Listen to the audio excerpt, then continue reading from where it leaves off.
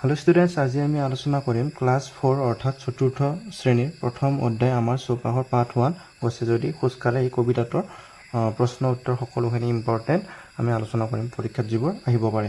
ঠিক আছে, তো তোমালোকে এই গছে যদি খোজকাঢ়ে এই কবিতাটো তোমালোকে ভালদৰে পঢ়ি ল'বা আৰু মুখস্থ কৰিবা, এইটো পৰীক্ষাত আহিব পাৰে। ঠিক আছে, তাৰপিছত নেক্সট আমি ইয়াৰ প্ৰশ্ন উত্তৰলৈ যাম। ঠিক আছে, তো ইয়াত চাবা প্ৰথমতে 1 নম্বৰত কি দিছে, তলত দিয়া উক্তিবোৰ শুদ্ধ নে অশুদ্ধ কোৱা। শুদ্ধ উক্তিবোৰৰ কাষৰ বাকচত শুদ্ধ চিন দিয়া আৰু অশুদ্ধ উক্তিবোৰৰ কাষৰ বাকচত কাটা চিন অৰ্থাৎ অশুদ্ধ চিন দিয়া। গছে যদি খোজ কাঢ়ে তেন্তে ইয়াতে আমাক কৈছে যে গছে যদি খোজ কাঢ়ে, যদিহে গছে খোজ কাঢ়ে তেতিয়া আমাৰ কি কি হ'ব পাৰে। আমাক ক নম্বৰটো কি দিছে, আমাক ফল মূল আনি ঘৰে ঘৰে দিব পাৰিব। এইটো আমাক কি কৈছে, যদি গছে খোজ কাঢ়ে ফল মূল আনি ঘৰে ঘৰে দিব পাৰিব, আমি গছৰ পৰা ছিঙি আনিবলৈ দৰকাৰ নাই। ঠিক আছে, এইটো হ'ব শুদ্ধ। ঠিক আছে, আৰু শাৰী শ নম্বৰটো কি দিছে, শাৰী পাতি ৰাস্তাত ঘূৰি ফুৰিব পাৰিব, এইটো শুদ্ধ, ঘূৰি ফুৰিব পাৰিব। গ নম্বৰটো কি দিছে, আমাৰ লগৰীয় হ'ব নোৱাৰিব। যদি গছে খোজ কাঢ়ে তেতিয়া আমাৰ লগৰীয় কিয় হ'ব নোৱাৰিব, হ'ব পাৰিব, অৰ্থাৎ এইটো অশুদ্ধ হ'ব, এইটো কাটা যে দিছোঁ। ঠিক আছে, তো এইটো হৈছে ল'ৰা লৰিৰ লগত কথা পাতি থাকিব পাৰিব, কথা পাতিব পাৰিব যদি আমাৰ কাষত আহে, তো এইটো হ'ব শুদ্ধ। চাইকেল ৰিক্সা গাড়ীবোৰৰ দৰে বেগাই যাব নোৱাৰিব, এইটো হ'ব অশুদ্ধ। ঠিক আছে, যদি খোজকাঢ়িব পাৰে চাইকেল ৰিক্সা গাড়ীবোৰৰ দৰে বেগাই যাব পাৰিব। ঠিক আছে, তাৰপিছত আমাৰ 1 নম্বৰটো হ'ল, তাৰপিছত আমি 2 নম্বৰটো চাবা। 2 নম্বৰটো কি দিছে, তলত দিয়া ছবিকেইখন চাই পদ্যটোৰ সৈতে মিল থকা স্তৱককেইটা খালী ঠাইত লিখা। এই ছবিখন চাব দিছে, এই ছবিখনত চাই পেলাই আমাক খালী ঠাইখিনি পূৰ কৰিব দিছে। খালী ঠাইখিনি মই লিখি থৈছোঁ চাবা। যদি এই ছবিখনত আমি এইটো লিখিছোঁ, ঠাই এৰি গছ যদি আমাৰ লগত যায় চাইকেল ৰিক্সা গাড়ীবোৰৰ কি হ'ব বিলাক, কবিতাটোৰ পৰা মিল থকাকৈ লিখিব দিছে। তাৰপিছত এই ছবিখনত ফল দি আছে। ঠিক আছে, আমি লিখিছোঁ যে ফল দি আছে আমাক, তো ইয়াতে লিখিছোঁ ফল আনি গছে যদি ঘৰে ঘৰে দিয়ে আমাৰ পৰা মৰম চেনেহ পাতত বান্ধি নিয়ে। ঠিক আছে, এই 2 নম্বৰটো আমাৰ হৈ গ'ল, তোমালোকে লিখি লোৱা বা লিখি লৈ মুখস্থ কৰিবা। ঠিক আছে, তাৰপিছত নেক্সট চাবা, ইয়াত 4 নম্বৰটো চাবা। 3 নম্বৰটো ইমান ইম্পৰ্টেণ্ট, 4 নম্বৰটো চাবা। তলত দিয়া শব্দবোৰেৰে একোটাকৈ বাক্য লিখা।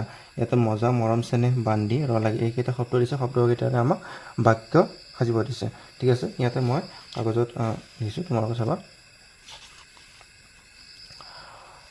প্ৰথমতে চাবা 4 নম্বৰটো আমাৰ লিখি থৈছোঁ মজা। মজা শব্দটোৰে আমি কি লিখিব পাৰোঁ, গছবোৰ খোজ কাঢ়িব পাৰিলে সঁচাকৈয়ে বৰ মজা হ'ব। ঠিক আছে, এইটো লাইন আমি লিখিছোঁ, গছবোৰ খোজ কাঢ়িব পাৰিলে সঁচাকৈয়ে বৰ মজা হ'ব, এইটো লিখি ল'বা। মৰম চেনেহত কি লিখিছোঁ, মৰম চেনেহ মানে মৰম চেনেহ প্ৰীতি। ঠিক আছে, গছে আমাৰ পৰা অকণমান মৰম চেনেহ বিচাৰে, এইটো লাইন লিখিবা। তাৰপিছত বান্ধি, আইতাই তামোলখিনি গামোচাত বান্ধি থৈছে, আইতাই তামোলখিনি গামোচাত বান্ধি থৈছে। তাৰপিছত লাগি, ল'ৰা ছোৱালীবোৰে খোজ কঢ়া গছবোৰলৈ লাগি চাই আছে। ঠিক আছে, এইটো লিখিবা, লাগি চাই আছে। এইখিনি তোমালোকে স্ক্ৰীনশ্বট লৈ লোৱা, তাৰপিছত লিখি ল'বা। ঠিক আছে, তাৰপিছত ইয়াত 5 নম্বৰটো চাবা। 5 নম্বৰটো দিছে, তলত দিয়া ছবি দুখন চাই কাষৰ স্তৱক দুটা সম্পূৰ্ণ কৰা। ইয়াতে দিছে এটা স্তৱক, হাবি এৰি বাঘ যদি বজাৰলৈ যায়। ইয়াতে বাঘৰ কথা কৈছে যে হাবিত বাঘ ক'ত থাকে, হাবিত থাকে, তো হাবি এৰি বাঘ যদি বজাৰলৈ যায়, তো বজাৰত মানুহবোৰ থাকে। ইয়াতে আমাক এটা খালী ঠাইখিনি পূৰণ কৰিব দিছে, তো ইয়াতে লিখিছোঁ আমি বজাৰত থকা মানুহবোৰৰ কি হ'ব বিলাই। ঠিক আছে, এইটো লিখিছোঁ বজাৰত থকা মানুহবোৰৰ কি হ'ব বিলাই। তো নেক্সট চাবা, ইয়াতে আৰু এটা স্তৱক দিছে, বান্দৰবোৰে ভাত ৰান্ধি উদৰ পূৰাই খালে। নেক্সট আমাক কি লিখিব দিছে, মিলাকৈ, ল'ৰাহঁতে সিহঁতৰ কাণ্ড লাগি চালে। কি লিখিছোঁ আমি লিখিছোঁ। ঠিক আছে, বান্দৰবোৰে ভাত ৰান্ধি উদৰ পূৰাই খালে মানে পেট ভৰাই খালে, ল'ৰাহঁতে সিহঁতৰ কাণ্ড লাগি চালে। ঠিক আছে, এইটো তোমালোকে লিখি লোৱা।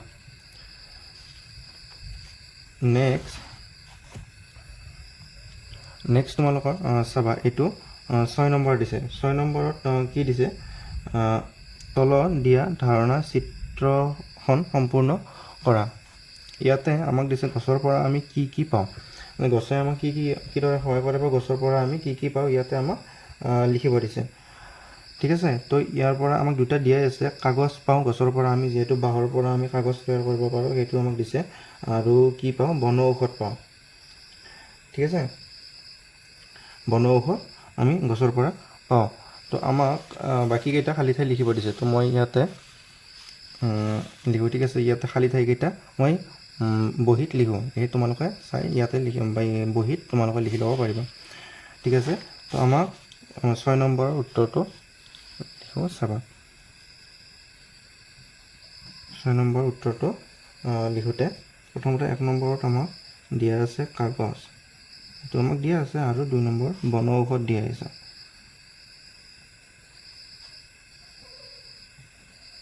বন ঔষধ দিয়া আছে আৰু আমি 3 নম্বৰত আমি কিবা নিজকে লিখিব লাগিব তো আমি কি পাওঁ গছৰ পৰা আমি চাহ পাওঁ হয়নে নাপাওঁ গছৰ পৰা আমি চাহ পাওঁ তাৰপাছত আৰু কি পাওঁ খৰি পাওঁ গছৰ পৰা খৰি পাওঁ আৰু 5 নম্বৰত কি লিখিম আটাইতকৈ ইম্পৰ্টেণ্ট অক্সিজেন পাওঁ তাৰপিছত আৰু কি পাওঁ কাঠ পাওঁ তাৰপিছত আকৌ কি পাওঁ বতাহ পাওঁ হয় নহয় বতাহ পাওঁ আৰু কি পাওঁ ফল মূল পাওঁ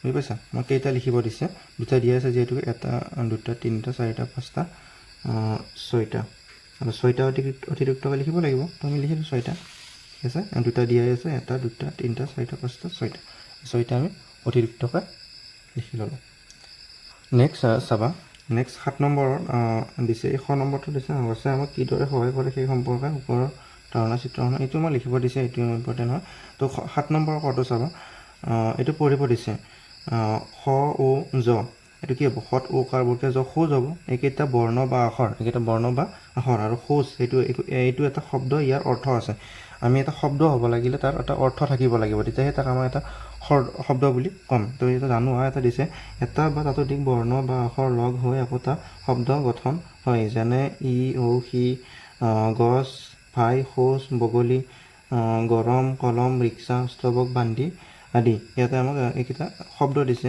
শব্দৰ নিজা অৰ্থ থাকে তো এটা শব্দৰ যদি শব্দ হ'ব লাগে তেতিয়া তাৰ নিজা এটা অৰ্থ থাকিব লাগিব তেতিয়াহে আমি এটা শব্দ বুলি ক'ম তাক ঠিক আছে তো ইয়াতে খ নম্বৰত আমাক লিখিব দিছে দলত আলোচনা কৰি কোৱা আৰু লিখা 1 আখৰীয় 3টা শব্দ ইয়াত আমাক লিখিব দিছে আৰু 3 আখৰীয় 3টা শব্দ যুক্তাক্ষৰ নথকা শব্দ যুক্তাক্ষৰ থকা শব্দ আমাক 3টা লিখিব দিছে তো প্ৰথমতে আমি ইয়াতে লিখিম চাবা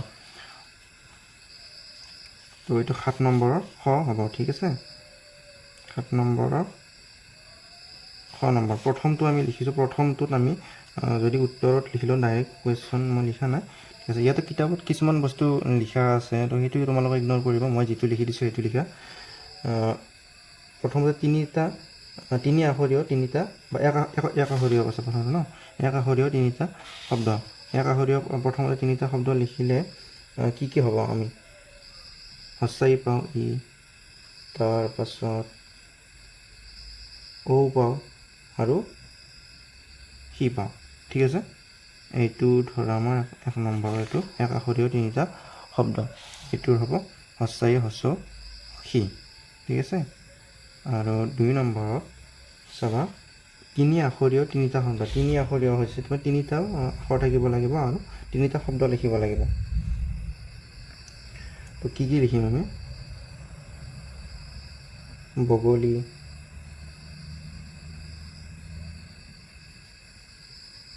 কলম আৰু কি লিখিম ৰিক্সা ঠিক আছে এই 3টা লিখিলোঁ আৰু 3টা এবাৰ কি কৈছে যুক্তাক্ষৰ নথকা 3টা শব্দ লিখিব দিছে যুক্তাক্ষৰ নথকা হ'লে আমি কি লিখিব পাৰোঁ 3টা শব্দ লিখিব দিছে গছ গছ লিখিব পাৰোঁ। তাৰপাছত ভাই আৰু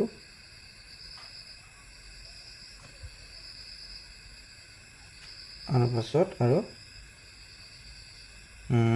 গৰম। ইয়াতে কৈছে যুক্তাৰ অক্ষৰ নথকা। আৰু ওপৰত আছে তিনিটা আখৰীয়, এই তিনিটা আখৰ লিখিব দিছে। আৰু এইটো ৰিক্সাটো কাটি দিম হা। তিনিটা আখৰ হয়তো গৰমটো লিখিবা, গৰম।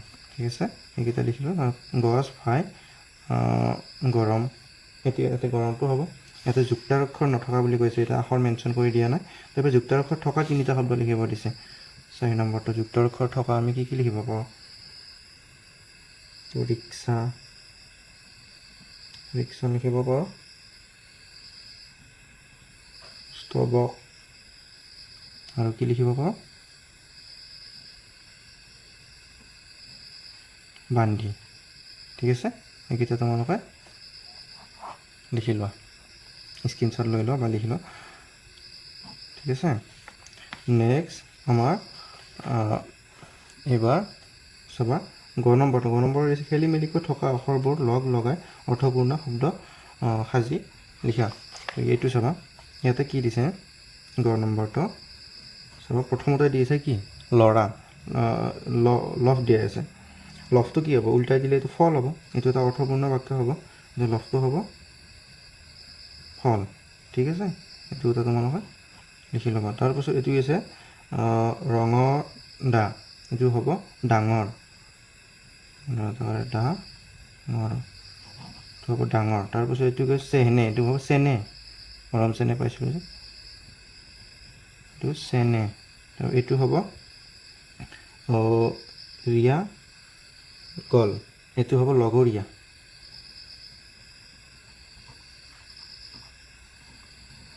এইটো হ'ব লগৰীয়া। তাৰপাছত এইটো ইচ্ছা লকে, ইচ্ছা লকে, এইটো হ'ব কি হ'ব? চাইকেল হ'ব আমাৰ। ঠিক আছে,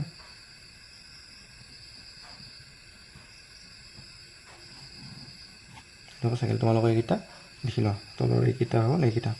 ঠিক আছে, এইটো হ'ব ফল, লফটো হ'ব ফল, ছেকেণ্ডটো হ'ব ডাঙৰ, তাৰপিছত হ'ব চেনে, তাৰপিছত হ'ব লগৰীয়া, তাৰপিছত হ'ব চাইকেল। ঠিক আছে, এইকেইটা লিখি লোৱা। তাৰপিছত তোমালোকৰ চাবা ইয়াতে এবাৰ 8 নম্বৰটো চাবা। 8 নম্বৰটো কি দিছে? তলত দিয়া পদ্য দুফাকী বান্ধি আৰু ৰিক্সা শব্দ দুটাত থকা যুক্তাক্ষৰ দুটা কেনেদৰে গঠন হৈছে চাওঁ আহা। ইয়াতে আমাৰ পৰা মৰম চেনে পাতত বান্ধি নিয়ে। বান্ধি শব্দটোত যুক্তাক্ষৰ কি আছে? নয়ধন। তাৰপিছত চাইকেল, ৰিক্সা, গাড়ীবোৰৰ কি হ'ব বুলি ইয়াতে আমাক কি আছে? ৰিক্সা। ৰিক্সা শব্দটো যুক্তাক্ষৰ আছে আৰু ৰিক্সা শব্দটো আনি শয়কস্কটো ইয়াত দিছে। ঠিক আছে, এইটো হ'ব নয়ধন যুক্তাক্ষৰ ভাঙি দিছে আৰু এইটো শয়কস্ক যুক্তাক্ষৰ ভাঙি দিছে। ইয়াতে দিছে নয়ধন থকা আৰু তিনিটা শব্দ লিখিব দিছে, আৰু শয়কস্ক থকা আৰু তিনিটা শব্দ লিখিব দিছে। ঠিক আছে, তো 8 নম্বৰৰ আমি কটো আমাক উদাহৰণ দিয়াই আছে, তো আমাক খ আৰু গ লিখিব দিছে। 8 নম্বৰটোৰ আমি প্ৰথমতে খটো লিখিম। খটোৰ আমাক কি দিছে? নয়ধন থকা আমাক তিনিটা শব্দ লিখিব দিছে। তো আমাক ইয়াতে কি দিছে? বান্ধিটো দিয়াই আছে। তো এবাৰ কি লিখিম? কাণ্ড লিখিম। কাণ্ড, আমাৰ কাণ্ড থাকে যে শৰীৰৰ অংগ, কাণ্ড লিখিম। তাৰপিছত আৰু কি লিখিব পাৰোঁ? তাৰপাছত অন্ধ লিখিব পাৰোঁ, অন্ধ। তাৰপিছত আৰু কি লিখিব পাৰোঁ? সুগন্ধ লিখিব পাৰোঁ। ঠিক আছে, সুগন্ধ লিখিব পাৰোঁ। গ নম্বৰটো চাব। গ নম্বৰটো দিছে শয়কস্ক থকা আৰু তিনিটা শব্দ লিখিব দিছে। তো শয়কস্ক থকা আমি কি ৰিক্সাটো এটা দিয়াই আছে। তাৰপাছত আমি কি লিখিব পাৰোঁ? আৰু বাক্সা, এইটো লিখিব পাৰোঁ। বাক্সা এখন ডিষ্ট্ৰিক্টৰ আছে। তাৰপাছত আৰু কি লিখিব পাৰোঁ? শয়কস্কটো হ'ল অক্সিজেন, অক্সিজেনটো লিখিব পাৰোঁ। অক্সিজেন। আৰু কি লিখিব পাৰোঁ? নক্সা, নক্সা লিখিব পাৰোঁ। ঠিক আছে, তোমালোকে স্ক্ৰীনশ্বট মাৰি লোৱা, তাৰপিছত লিখি ল'বা, বা এতিয়া লিখি লোৱা মোৰ লগে লগে। ঠিক আছে, আৰু যদি তোমালোকে চেনেলটোত নতুনকৈ আহিছা তো এটা ছাবস্ক্ৰাইব কৰি দিবা তোমালোকে। ঠিক আছে।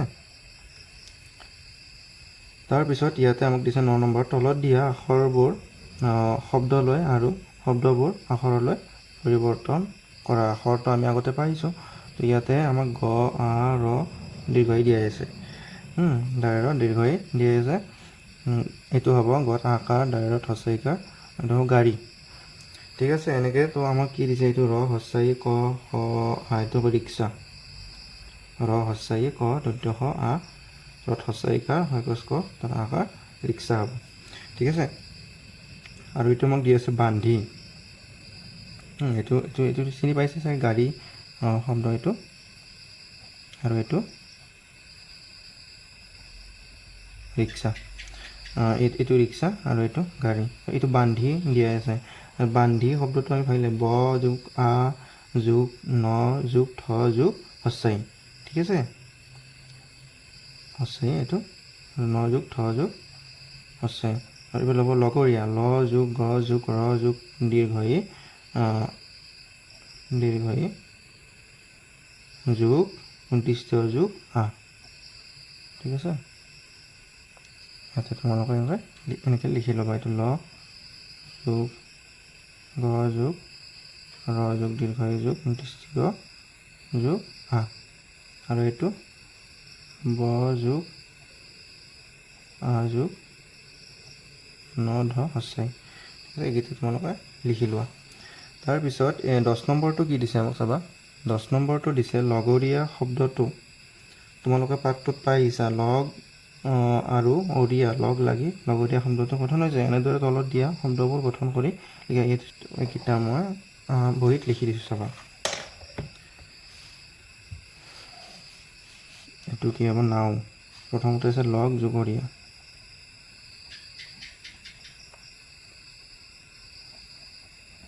লগ যোগৰীয়া কি হ'ব। তাৰপিছত আছে বন যোগৰীয়া, বন যোগৰীয়া,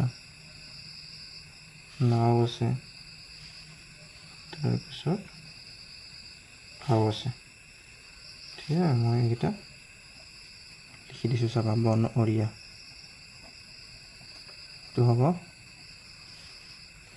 লগ লগৰীয়া, আৰু এইটো হ'ব বনৰীয়া, আৰু এইটো অৰিয়া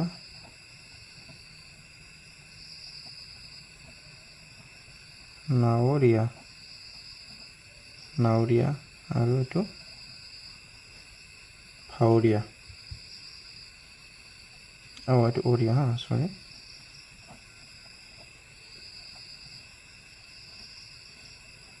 ভাৱৰীয়া। ঠিক আছে, এইকেইটা তোমালোকে বুজি পাইছা আশা কৰোঁ, আৰু লিখি লোৱা। ঠিক আছে, চৰি, এইটো উব্ব হ'ব। এইটো ভাৱৰীয়া আৰু নাৱৰীয়াটো ও নহয়, এইটো উব্ব হ'ব। ঠিক আছে, মই এইটো কাটি লিখি দিছোঁ ৰ'বা। এইটো ওৰ পিছত এনেকৈ থাকিলে উব্ব হৈ যায় উচ্চাৰণটো। উব্ব ৰদীৰ হৈ দৃষ্টিয়তা কৰে আহ। ঠিক আছে, এইকেইটা লিখি লোৱা। ঠিক আছে, তাৰপিছত তোমালোকৰ আকৌ কি দিছে চাবা। এতিয়া আমাৰ ইয়াতে এই চেপ্টাৰটোৰ কাৰণে আমাৰ এইফালে আমাৰ শেষ হৈ গ'ল। ঠিক আছে, ইয়ালৈকে আছে ইম্পৰ্টেণ্ট। তো ইয়ালৈকে আজি আমি আলোচনা কৰিলোঁ। নেক্সট আমি আলোচনা কৰিম এটা ফুটা কলম পাৰ্ট 2। পাৰ্ট 2টো আলোচনা কৰিম। তোমালোকৰ ভিডিঅ'বোৰ চাই থাকিবা। ঠিক আছে, আজিৰ ভিডিঅ'টো ইমানতে সমাপ্ত কৰোঁ। যদি ভিডিঅ'টো ভাল লাগিছে লাইক কৰি দিবা, শ্বেয়াৰ কৰি দিবা, আৰু ছাবস্ক্ৰাইব কৰি দিবা চেনেলটো। ঠিক আছে, আজিলৈ আহিছোঁ, বাই বাই।